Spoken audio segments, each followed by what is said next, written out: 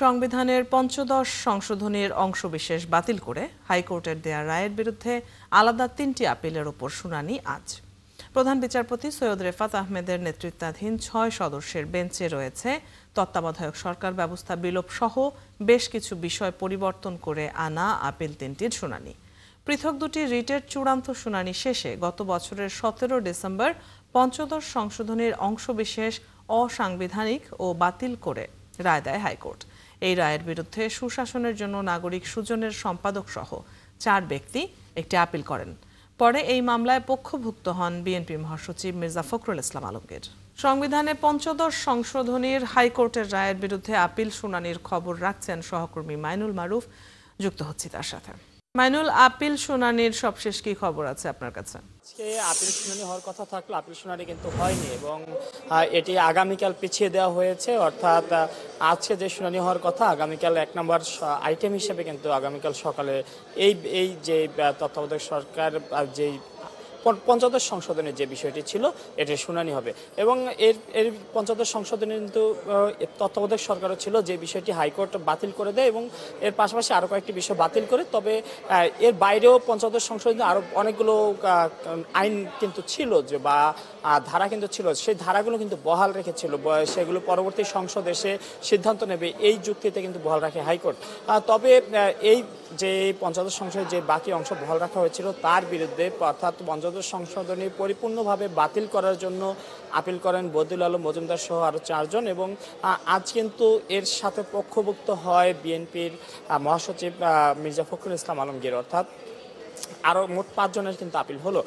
এই আপিলের শুনানি কিন্তু আগামীকাল সকালে শুরু হবে এবং পরবর্তীতে জানা যাবে পঞ্চদশ সংশোধনীর পুরোপুরিভাবে পুরোটা বাতিল হচ্ছে নাকি যেই হাইকোর্ট যে ডিসিশন দিয়েছিল বা সিদ্ধান্ত দিয়েছিল যে কিছু অংশ বা পরবর্তী সংসদ এসে সিদ্ধান্ত নেবে সেভাবেই থাকবে।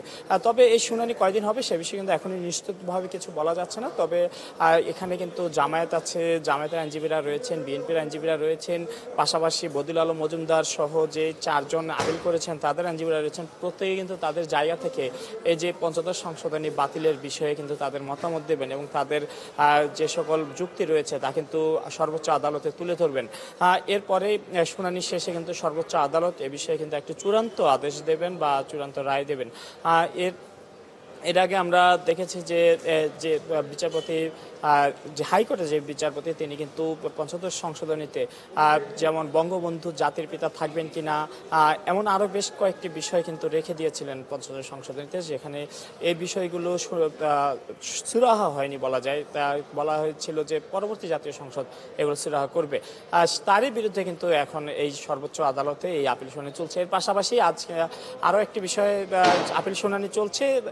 সে বিষয়টি ছিল ডক্টর মোহাম্মদ ইউনূস যে অন্তর্বর্তীকালীন সরকারের প্রধান, এই অন্তর্বর্তীকালীন সরকারের বৈধতা, তাদের শপথ গ্রহণ এই বিষয়ে কিন্তু একটি রিট হয়েছিল হাইকোর্টে। পরবর্তী সেই রিট খারিজ হয়। সেই রিট খারিজ হলে এর বিপরীতে পরে কিন্তু তারা আপিল বিভাগে এসে লিপ্ট আপিল করেন এবং সেই লিপ্ট আপিলের শুনানি কিন্তু চলছে এবং এই লিপ্ট আপিলের এর আগে আমরা দেখেছি শুনানি হয়েছে। এখানে তারা যে আইনজীবীরা ছিলেন তারা তাদের পক্ষে যুক্তি তুলে ধরছেন এবং এই বিষয়ে তাদের যে সকল আইনি বাধা রয়েছে, সাংবিধানিক বাধা রয়েছে বা সংবিধান কি বলে এই সকল বিষয় তুলে ধরে কিন্তু তাদের যুক্তি কিন্তু তুলে ধরছেন সর্বোচ্চ আদালত। এর বাইরে যদি আমি বলি, আন্তর্জাতিক অপরাধ ট্রাইব্যুনালে আজ কিন্তু আরও 2টি মামলা সাক্ষ্য গ্রহণ চলছে। একটি রামপুরার যে কার্নিশে ঝুলে থাকা একজনকে গুলি ও 2 জনকে হত্যা এবং অপরটি আশুলিয়ায় 6 জনকে হত্যা এবং মোট 7 জনকে হত্যা এবং আশুলিয়া যে 7 জনকে হত্যা আমরা যেমনটি খবরে জানছিলাম এই বিষয়গুলো আন্তর্জাতিক